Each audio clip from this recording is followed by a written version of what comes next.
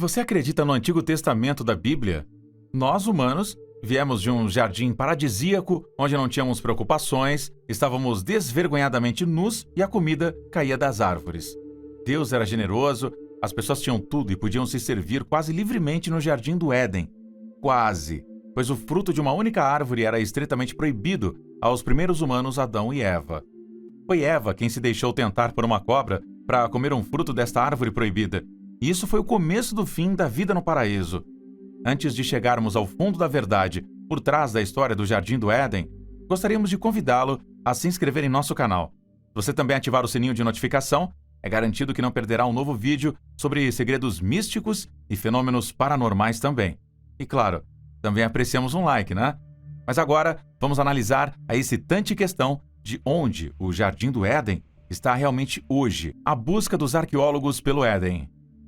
Há muito tempo, o mundo da ciência vem se perguntando se as histórias da Bíblia são pura invenção ou se eventos como a expulsão do paraíso ou o dilúvio realmente aconteceram. Constantemente, têm surgido provas de que há pelo menos alguma verdade nas histórias.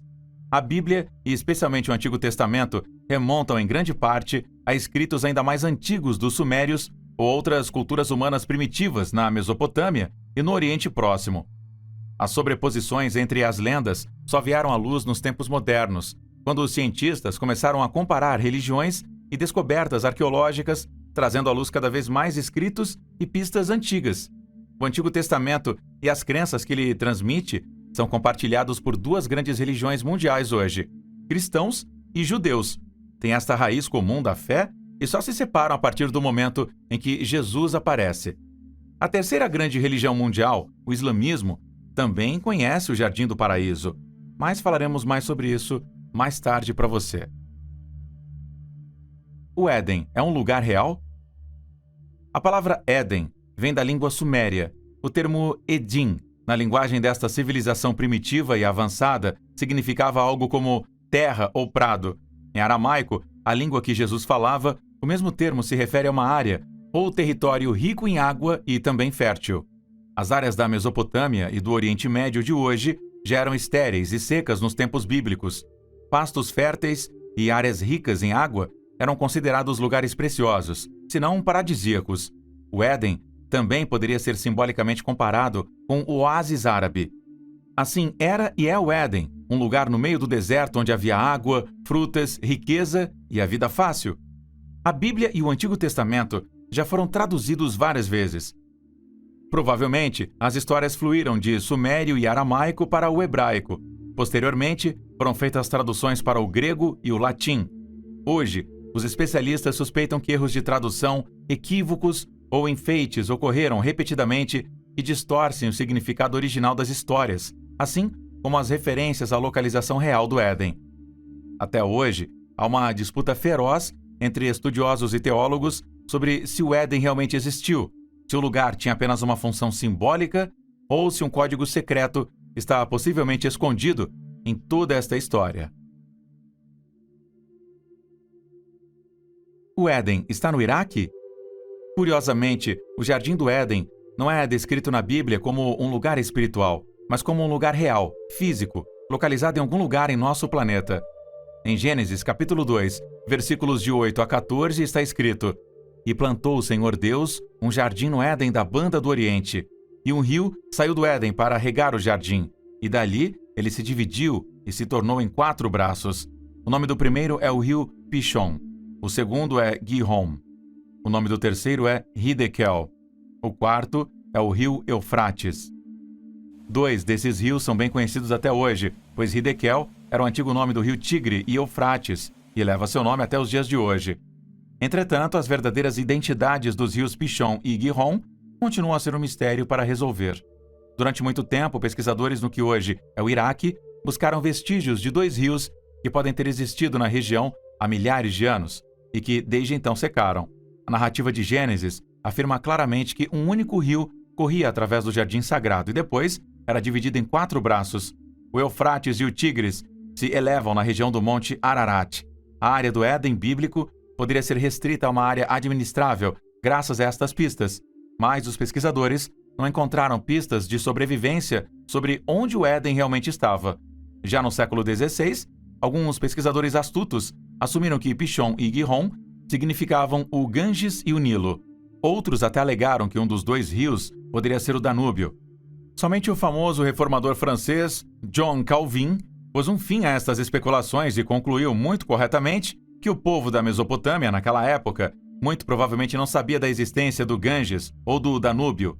A Bíblia continua afirmando que Moisés dividiu o único rio que corria através do Éden em 4 braços, mas apesar das cabeceiras geograficamente idênticas, as origens reais do Eufrates e Tigre estão a vários quilômetros de distância. Se o autor de Gênesis não tivesse tido tanta certeza de que o Éden era um verdadeiro lugar geográfico e não um símbolo ou lugar mitológico, os cientistas provavelmente já teriam então desistido de toda essa busca. E até hoje, muitos trechos da Bíblia continuam sendo estudados. O dilúvio fez desaparecer o Pishon e Gihon? Os pesquisadores bíblicos culparam outro evento significativo do Antigo Testamento como uma possível causa do desaparecimento dos rios Pishon e Gihon. Afinal de contas, ambos os rios poderiam ter sido destruídos de forma bastante realista por grandes inundações e o dilúvio bíblico teria sido igualmente uma enchente. A história de que Deus decidiu destruir o mal no mundo por uma inundação gigantesca também poderia ter pontos de referência reais, apesar de muitos elementos exagerados. Na Bíblia, Deus ordena que Noé construa uma enorme arca que possa mantê-lo juntamente com sua família, assim como um macho e uma fêmea de cada animal terrestre. As águas cresceram tanto sobre a terra que todas as altas montanhas sob todo o céu foram cobertas. É certo que a inundação não afetou toda a terra, e a história de sobrevivência de alguns poucos é certamente também uma lenda fantástica. No entanto, nos últimos anos, pesquisadores encontraram várias referências a grandes inundações durante escavações na área do que era então a Mesopotâmia e a Turquia. Os depósitos de sedimentos encontrados no Iraque indicam que a região foi atingida por inundações gigantescas várias vezes. É provável que as pessoas daquela época considerassem os desastres naturais como castigos de Deus. Esta crença pode ser encontrada em muitas culturas e religiões deste mundo e já aparece no épico de Gilgamesh dos Sumérios. Um depósito sedimentar no sudeste do Iraque tem uma impressionante espessura de 3 metros até hoje, e foram encontrados depósitos de 2,4 metros a sudeste de Bagdá. Estes sedimentos foram datados de cerca de 2900 a.C. Isso significa que esta inundação teria ocorrido quase 1500 anos antes de Gênesis ser oficialmente escrito. É muito possível que histórias que haviam anteriormente sido transmitidas oralmente tenham sido escritas pela primeira vez na Bíblia. Também, a esta altura, antigas histórias reais podem já ter sido muito alteradas e enfeitadas. Mas voltando à questão de se as enchentes poderiam ter feito desaparecer 2 rios, segundo os cientistas, isso é possível. Mesmo o fato de que o Tigre e o Eufrates tivessem uma fonte comum no passado, ou que as pessoas apenas pensassem que os rios tinham a mesma origem, é concebível. Hoje, a terra entre os rios Eufrates e Tigre é um deserto seco ou terra árida de estepes. Somente muito perto da água são cultivados cereais e um pouco de algodão. Há 2.000 ou 3.000 anos, os rios poderiam ter produzido terras aluviais férteis semelhantes à do rio Nilo. Como o banimento do paraíso se encaixa no quadro? Caso a história do Jardim do Éden e a criação de Adão e Eva tenha um componente verdadeiro nela, é claro que há outra questão excitante que aconteceu com a expulsão dos humanos do paraíso. Que eventos reais poderiam estar por trás disso? Aqui, alguns cientistas especulam que os primeiros seres humanos no paraíso poderiam simplesmente ter se beneficiado bastante. Eles estavam entediados e começaram a se perguntar se seria ainda mais bonito ou ainda melhor em outro lugar. Este pensamento sobre a própria situação ou a busca por mais, mesmo que o paraíso esteja a seus pés, poderia ser comparado ao comer do fruto proibido. É possível que as pessoas não tenham encontrado a terra paradisíaca, uma vez que a deixaram, ou que outros povos tenham se estabelecido ali. Jardim do Éden no Islã. O paraíso não é conhecido apenas por cristãos e judeus.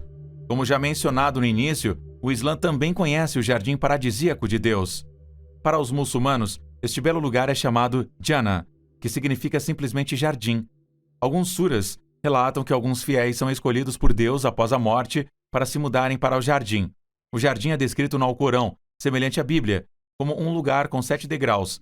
Cada uma das entradas é guardada por portões e anjos. No Islã, o jardim só é acessível a pessoas benevolentes e crentes em Deus. Além disso, mulheres e crianças que morreram em tenra idade têm mais probabilidade de ir para lá do que homens ímpios. No cristianismo e no islamismo, o Jardim de Deus é um lugar lindo, com nascentes e cursos de água que fluem como leite e mel. Há frutos deliciosos em todas as estações do ano. Há declarações diferentes no Alcorão sobre se o Jardim de Deus é apenas um lugar para os muçulmanos. Alguns abrem o jardim para todas as pessoas boas. Outros dizem que os não muçulmanos fazem parte dos perdedores e, portanto, devem ficar do lado de fora. Todas as religiões buscam um paraíso divino? A ideia de um lugar paradisíaco, onde vivem boas pessoas, heróis ou pessoas iluminadas, existe em muitas religiões desta terra. No budismo e no hinduísmo, o lugar da felicidade eterna é o nirvana, que é alcançado após a morte. No entanto, esta religião também conhece uma espécie de paraíso na Terra. O estado de iluminação, que significa a morte do ego, conduz, segundo os fiéis, a um estado espiritual semelhante ao paraíso na Terra. Os antigos gregos conheciam a ilha de Elysium. Segundo a mitologia, a Ilha dos Abençoados, no extremo oeste do Círculo da Terra, era habitada pelos heróis que alcançaram a eternidade. Em conclusão, não podemos dizer com certeza se o Éden realmente existiu ou se a ideia de um paraíso é um aspecto mitológico. Talvez o paraíso seja realmente algo diferente para todos? Ou qual sua opinião sobre isso? Conte pra gente como você imagina o Jardim do Éden ou paraíso e se você acredita que tal lugar realmente existe. Aguardamos ansiosamente as suas sugestões aí nos comentários. Aproveite para se inscrever aqui no Mundos Escondidos, dê um like aqui no vídeo se você curtiu e até o próximo vídeo. Tchau!